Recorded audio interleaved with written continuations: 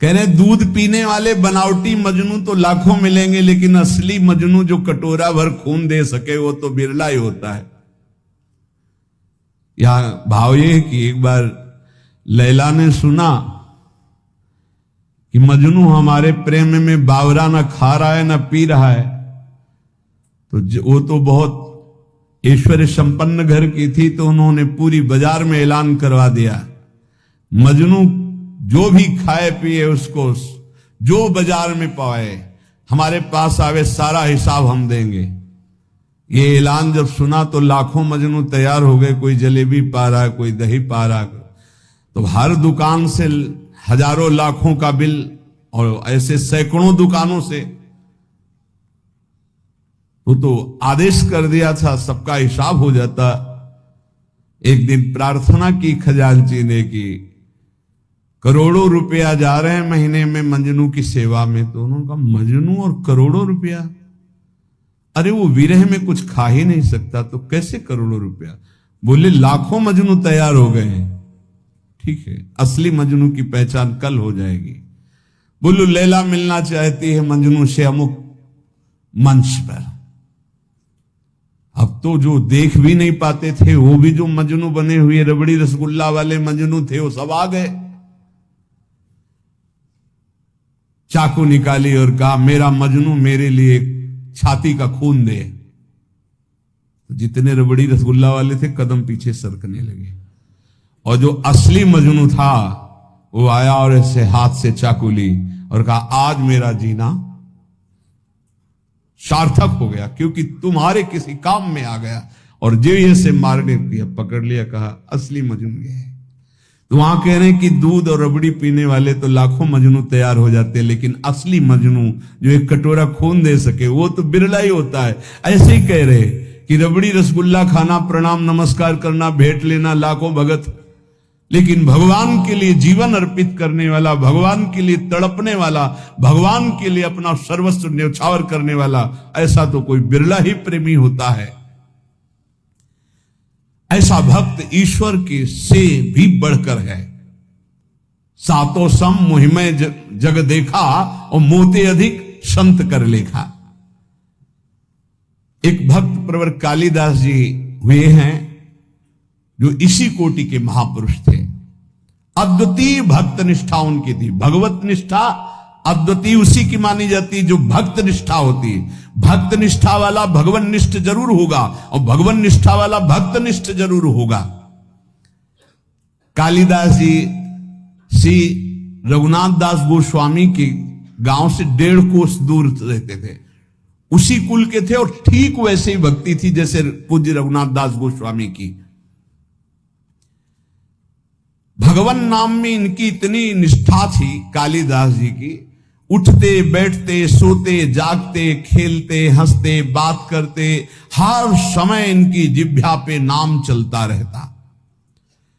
अगर ये कुछ बोलते तो पहले नाम बोलते फिर चर्चा करते। देखो प्रायः सत्संग में कहा है कि अगर आप नाम जापक उपासक हो तो चिंता मत करो, पर आपको जब बात करनी तो पहले धीरे से बोलो राधा, फिर बात करो, बीच में फिर बोलो राधा, फिर जब बात का विश्राम करो राधा। अगर इतनी सावधानी रखोगे तो पूरी बात जो आपने की वो भजन हो जाएगा आपका। कोई कार्य प्रारंभ कर रहे हैं राधा, कार्य के बीच में बोलो राधा राधा, कार्य के समापन में बोलो राधा, और वो कार्य समर्पित, वो भगवत प्राप्ति करा देगा। आप बात को पकड़िए। वो किसी बात को बोलने के पहले नाम बोलते थे। वो भगवत नाम के बिना तो बोल ही नहीं सकते थे, पहले बोलते थे राधा। ये भक्ति की पहचान है। विभीषण जी जब उठे तो राम राम राम, हनुमान जी ने राम नाम ते सुमिरन कीन्हा, हृदय हरसी कपि सज्जन चीन्हा, ये सन हठ करी हो पहचानी साधुते हो लका। ये संत है क्योंकि सो के एकदम उठते हुए बोला राम राम, ये भक्त का लक्षण है। ऐसा सबको करना चाहिए। नींद खुले तो पहले भगवान नाम उच्चारण करते हुए ही पृथ्वी को प्रणाम करके पैर रखना चाहिए। अद्भुत नाम निष्ठा थी कालिदास जी की। बिना नाम के वो बात ही नहीं करते थे। पहले नाम उच्चारण, और ये नाम उच्चारण, नाम में प्रीति कहां से प्राप्त हुई? बहुत सूक्ष्म बात है। इनकी भक्तों में बहुत बड़ी प्रीति थी, इसी से इनको नाम में इतनी प्रीति हुई।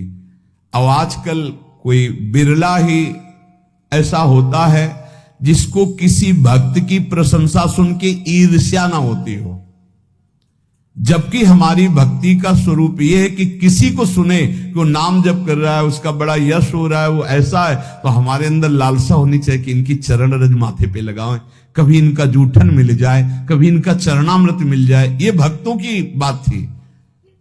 हमारे अंदर क्या होता है, अहम प्रदान होता है तो लगता है क्या है, इतना हुआ, क्या हुआ, वो उससे मात्सर्य और ईर्ष्या प्रकट हो जाती है। ये भगवत विरोधी वार्ता है। अंदर ये बात नहीं आनी चाहिए। जहां वो सुनते कि अमुक जगह भक्त बहुत नाम जापक हैं, तो बहुत धनी थे, पर साधारण वेश में छुप करके जाते कि बिल्कुल ऐसे दीन गरीब बन करके, और उनकी सेवा करते। भक्तों को अच्छे अच्छे पदार्थ खिलाने में उन्हें परमानंद का अनुभव प्राप्त होता। और ऐसा सिद्धांत भी है कि जैसे गर्भवती मां को भोजन पवाओ तो बच्चे को अपने आप पहुंच जाता है, ऐसे हृदय में हृदयस्थ विराजमान भक्तों के प्रभु हैं, तो भक्तों को पवाओ तो प्रभु का अपने आप भोग लग जाता है। भक्तों के मुख से प्रभु बहुत आनंद पूर्वक पाते हैं। भक्तों को जब श्रद्धा पूर्वक सुस्वाद प्रसाद पवाया जाता है तो उसके स्वाद का अनुभव स्वयं भगवान श्री कृष्ण करते हैं। भक्तों को जब पवाया जाता है, भगवान को अपने भोग लगाने से इतनी प्रसन्नता नहीं होती जितना संतों के भोग लगाने से होती। इसी बात को एक भक्त ने पकड़ लिया और संतों को पवाना शुरू किया श्रद्धा से। अब उनके पास एक सीमित अर्थव्यवस्था थी। अगर संतों को पता है कि बहुत श्रद्धा पूर्वक यहां प्रसाद पवाया जाता है तो बिना बुलाए भी कृपा करके आने लगते हैं। वहां खूब संतों का आगमन होता और बनवा के पवाते। धीरे धीरे संपत्ति राधे श्याम अष्ट धातु के ठाकुर जी थे, तो ठाकुर जी की जितनी सेवा पात्र थे स्वर्ण चांदी के जो थे सब बेचकर संत को पवा दिया।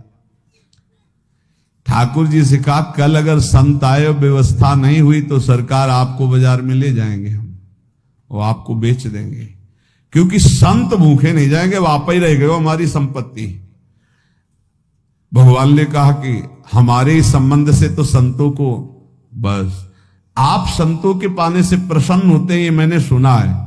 आप अपने भोग लगाने से उतना प्रसन्न नहीं होते, तो अब कल संत आएंगे, अगर उनके भोग की व्यवस्था नहीं हुई तो तैयार रहना, हम आपको बाजार में बेच देंगे। भगवान हंस दिए और कहा जो संतों की सेवा करता है उसके यहां ऐश्वर्य की कमी नहीं रहती। और जरा सा उनका कृपा कटाक्ष कुल परंपरागत लक्ष्मी जी उनकी सेवा में उपस्थित हो गई। तो जो श्रद्धा पूर्वक भक्तों को सुस्वाद पदार्थ प्रसाद पवाते हैं, भगवान भक्तों की जिह्वा से पान करते हैं। भगवान को स्वयं भोग लगाने से इतनी प्रसन्नता नहीं होती जितना संत और भक्तों को पवाने से होती है।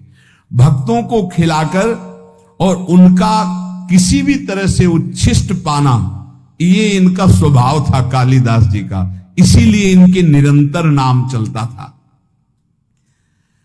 अब जैसे कोई भक्त उच्छिष्ट देने के लिए तैयार नहीं होते, वो तो बड़े कृपा करते हैं तब उच्छिष्ट देते हैं, तो वो सावधानी रखते थे। कहीं भी तो पात्र धो के फेंकेंगे, वहां से जल ले लेना, अगर चूक हो गई तो पात्र में से हाथ करके बस कर लेना, वो अपने पात्र लेके गए चाट लेना, उच्छिष्ट का भाव। निरंतर नाम जापक भक्त चरणामृत भक्त पद धूलि तो लगाते ही और उच्छिष्ट पाने के लिए भक्त सेवा करते। इनका और बड़े बड़े महापुरुषों का कथन है कि योग से, यज्ञ से, तप से, पाठ से, अध्ययन से और साधनाभ्यास से प्रेम प्रकट नहीं होता। वो प्रेम प्रकट होता ही है भक्त चरण रज, भक्त चरणामृत, भक्त उच्छिष्ट से। अब इनको पता चला कि एक झा नाम के चतुर्वर्ण के भक्त हैं जो एकांत में रहते खूब नाम जप करते हैं। पति पत्नी दोनों नाम कीर्तन करते हैं और गांव में सेवा करके एक एक रोटी जो मिलती उससे अपना, अब इनको लालच लगा। ये प्रभु से प्रार्थना की कि ऐसे भक्त का उच्छिष्ट प्रभु कैसे मिले, हमें उपाय बताओ, क्योंकि हम जाएंगे तो वो तत्काल सम्मान प्रदर्शित करेंगे और सम्मान प्रदर्शित करेंगे तो उच्छिष्ट नहीं मिल पाएगा उनका। भगवान से प्रार्थना की, तत्काल युक्ति आई साधारण वेश में, और उस समय आम का समय था तो बड़े बड़े आम लेकर के घर गए। प्रतिष्ठित कुलोद्भूत कालिदास को देखकर अपनी टूटी फूटी झोपड़ी में वो दंपत्ति तो आश्चर्यचकित हो गए, हाथ जोड़कर कांपते हुए कि भगवान आपके लायक हमारे घर में बैठने योग्य जगह भी नहीं है। हाथ जोड़कर अभ्यर्थना करने लगे तो उनका नहीं नहीं इसकी जरूरत नहीं है, हम तो बस आपसे ऐसे मिलने बात करने आए हैं। एक फटा सा बोरा पड़ा था, उसी में कालिदास जो महान भागवत वो बैठ गए। वो हाथ जोड़े, प्रभु आप यहां, ये स्थान आपके बैठने लायक भी नहीं। और झा भक्त उनको कहते थे आपने बड़ी कृपा की, आप यहां आए, लेकिन ये आपके योग्य नहीं, आप इतने महान, मैं इतना नीच। आप जैसे श्रेष्ठ पुरुष यदि हम जैसे नीचों के यहां आएंगे तो आपका उपहास होगा। प्रभु आपको पता नहीं मैं नीच हूं, धनहीन हूं, प्रभु आपको यहां बैठना ठीक नहीं, कोई देख लेगा तो आपकी निंदा करेगा। कालिदास जी ने कहा कि आपको पता है आपके शुभ दर्शनों से हमें श्री कृष्ण का दर्शन प्राप्त हो रहा है, देखिएगा। और आज मैं आपको उस भाव से देख रहा हूं कि त्रिभुवन में आप जैसा कोई सत्कार पाने योग्य नहीं है, जिसकी जिह्वा पे भगवान नाम और इतनी दैन्यता। अहो वत्स पचतो गरीयान यद जिह्वा के वर्तते नाम तुभ्यम। यदि आप हमारा कुछ भी सम्मान करना चाहते हैं तो अब आप हाथ जोड़ना बंद कर दें, हमारे सामने हाथ मत जोड़े।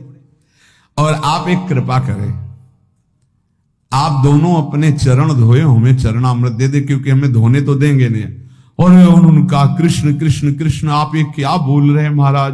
आप गिड़गिड़ाते हुए झा भक्त ने कहा प्रभु ये कैसी भूली भूली सी बातें कर रहे, आपको पता है मैं कौन हूं, मैं सब तरह से हीन हूं, मेरा दर्शन और स्पर्श भी अमंगलमय है।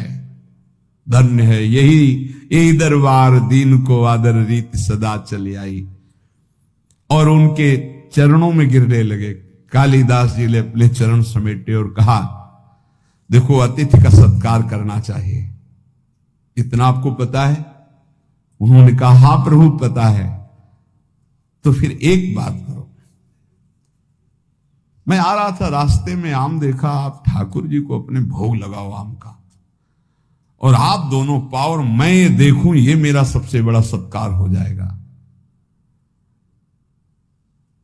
भक्त ने कहा मालिक आप कैसी बात करते, मैं पाऊं और आप बैठे, आप हमारे यहां आए हैं।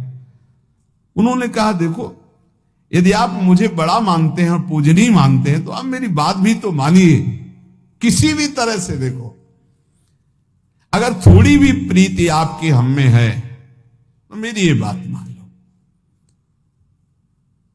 वो भक्त बहुत दैन्य हो रहे हैं। यहां कालिदास जी कह रहे हैं जो अपने भक्ति का विज्ञापन करता है, जो भक्ति की दुकानदारी करता है, भक्ति के नाम पर पूजा प्रतिष्ठा और अर्थ की प्राप्ति करता है, वो आप जैसे अकिंचन भक्तों को कैसे जान पाएगा। अहंकार रहित, साधना के बल से रहित, केवल प्रभु के नाम और प्रभु के आश्रित आप जैसे निर्मल भक्तों का संग तो केवल हेतु की कृपा से होता है। आप सच्ची मानिए त्रिभुवन को पावन करने वाले हैं, आप अपने को नीच मत कहिए। जब कालिदास जी दैन्य होकर ऐसी बात करने लगे तो भक्त ने आम ले लिए, प्रणाम किया और कहा मैं आपके सामने पा तो नहीं सकता, पक्का वचन है कि आपके जाते ही मैं भोग लगाऊंगा, पर आपके सामने नहीं पा पाऊंगा क्योंकि आप बैठे हमारे घर में आकर और हम पाले। कालिदास जी ने विचार किया, सब किया कराया माटी हो रहा है, हमको उच्छिष्ट तो इनका मिलेगा नहीं, जूठन। फिर विचार किया कि अभी से लेके शाम तक फेंकेंगे ही ना पाके आम, मैं पेड़ की आड़ में बैठा रहूंगा, जब फेंकेंगे तब मैं निकल लूंगा प्रसाद लेके। कैसी उच्छिष्टामृत के प्रति निष्ठा। चल दिए, पति पत्नी 10-20 कदम घर के बाहर तक छोड़ा। कालिदास जी जो ही अपने घर गए सो लौट पड़े और दरवाजे के पास एक वृक्ष था, उसकी ओट में छुप के बैठ गए। अब वो दोनों जो 10 कदम चल के आए थे, उनके जो चरण चिन्ह थे अपने अचला में चरण रज बांधे। ये है कीमती अमोघ वस्तु, कोई भाग्यशाली ही इस अमोघ वस्तु का सेवन कर पाता है। चरण रज बांधे, एक चीज तो मिली, भक्तों की चरण रज। संपूर्ण धूल उठाकर फिर अपने शरीर पे लगाई। अब वो अपनी पत्नी से बात कर रहे कि देखो इतने महाभागवत कालिदास जी ये अमनिया लाए हैं आम का, चलो ठाकुर जी को भोग लगाओ, प्रसाद पाओ, उनकी आज्ञा का पालन करो। ये श्री कृष्ण प्रेम की प्राप्ति कराएंगे आम, क्योंकि इतने बड़े महाभागवत चल कर लाए हैं। पति की आज्ञा हुई, पत्नी ने आम को उठाया, अमनिया किया धो करके और ठाकुर जी को भोग लगाया। और वो एक एक गुठली चूस चूस के पारे भगवान को अर्पित की हुई, भक्त के द्वारा लाई हुई पाया। पत्नी ने फिर वो आम के छिलके और वो चूसी हुई गुठली बाहर जाकर के पेड़ के पास ही फेंको, वो छुपे बैठे थे। भगवान वैसा ही भक्त के जीवन में करते जैसी उसकी चाह होती है। फेंक के चली गई।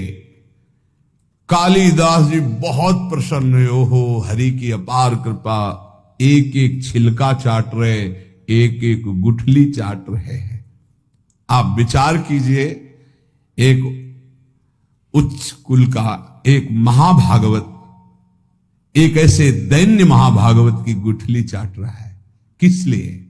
इनका उच्छिष्ट मुझे नाम में प्रीति करा देगा, और नाम के प्रेमी हैं। जैसे जैसे वो उच्छिष्ट पा रहे हैं वैसे वैसे उनको रोमांच हो रहा है, वैसे वैसे भगवान का नाम जैसे मशीन में चलाया जाए ऐसे चल रहा है नाम, अश्रुप प्रवाह हो रहा है।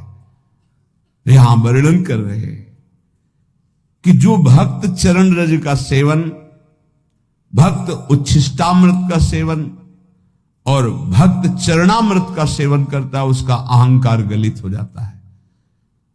सत्संग का प्रारंभ इसी बात से हुआ था कि अहंकार जब तक गलित नहीं होगा तब तक हमारी साधना रंग नहीं लाएगी।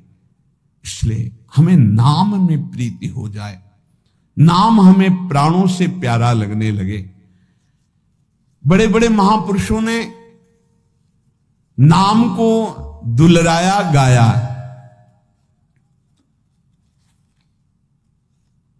कह रहे हैं कि मर जावेगा मूर्खा क्यों न भजे भगवान, ये झूठी संपत्ति माया जगत की, इसका मत करना अभिमान। यहां से जब जीव जाता है तो साथ कुछ नहीं ले जाता, पाप कर्म और पुण्य कर्म ले जाता है। पाप और पुण्य कर्म, पाप अधिक हुए नरक भोगो, पुण्य कर्म स्वर्ग भोगो, फिर मृत्यु लोक में आओ। मत करना अभिमान, वेद शास्त्र यूं कहवे, तज ममता भज नाम। तो अमर होए रहे।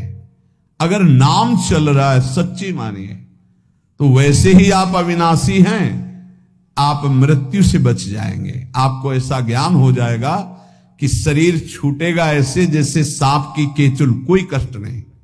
जो जन्मत मरत दुसाह दुख होई, नाम जापक को नहीं होता कष्ट, वैसे शरीर छोड़ता है जैसे सांप अपनी केचुल पुरानी छोड़ देता है, जैसे कोई पुराना वस्त्र उतार के फेंक देता है, जैसे गजराज के गले से फूलों की माला गिर जाए उसे पता न चले, ऐसे भक्तों का शरीर छूटता है।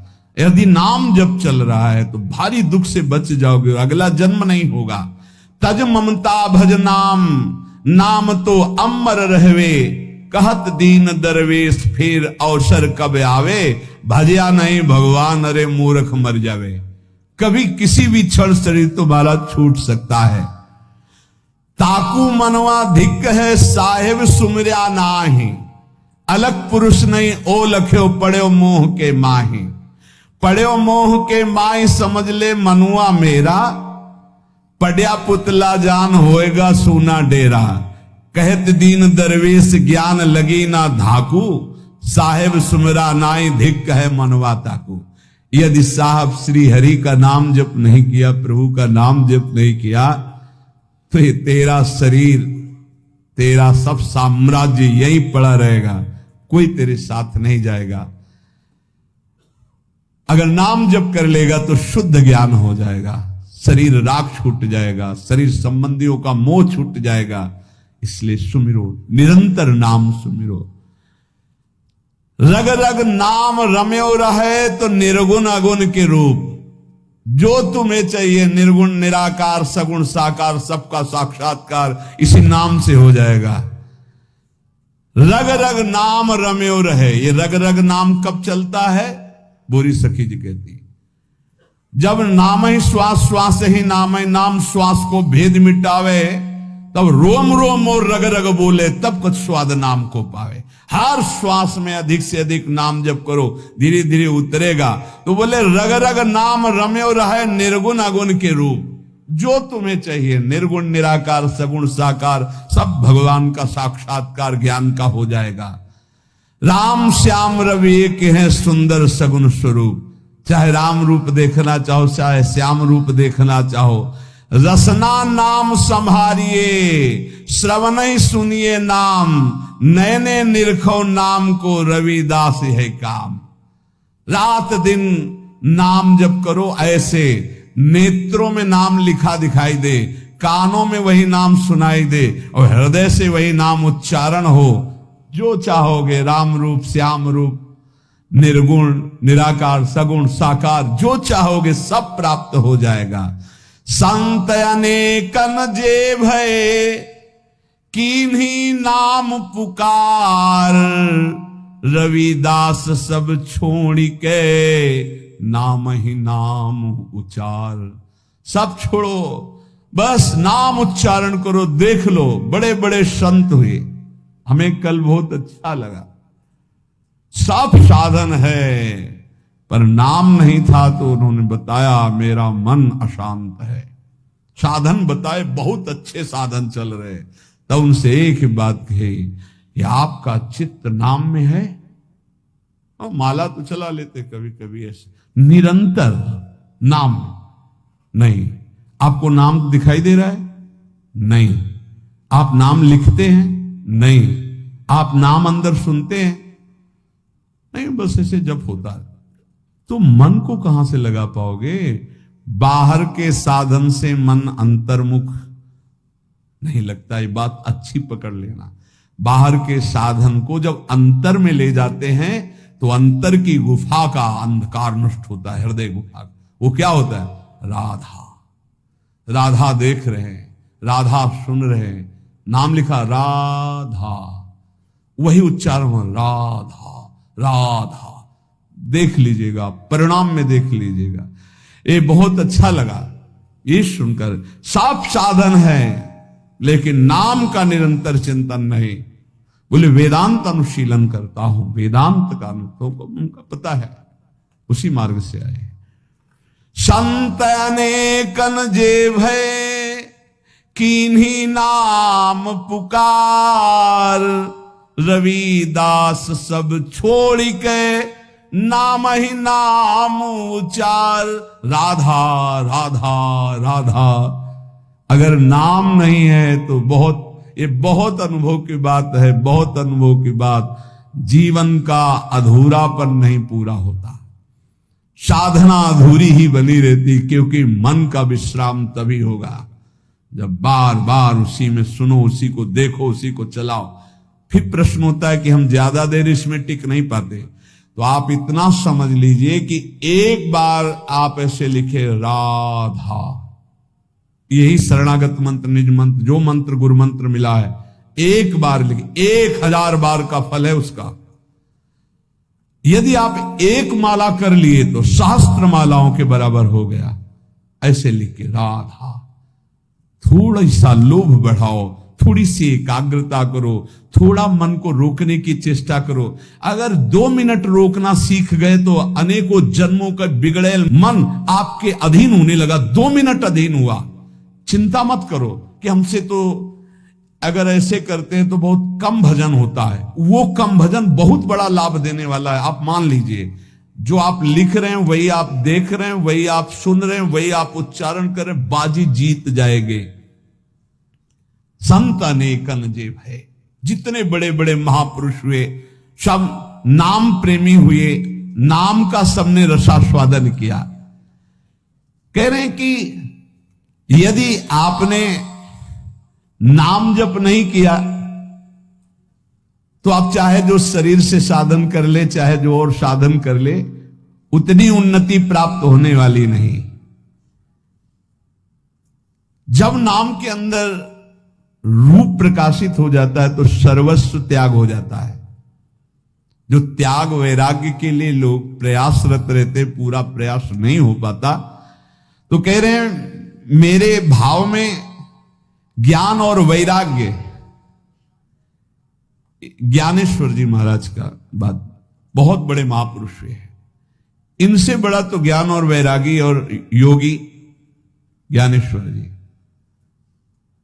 इन्हीं के सामने तो गए थे वो 1400 वर्ष के चांगदेव जी, ज्ञानदेव जी के सामने तो गए थे।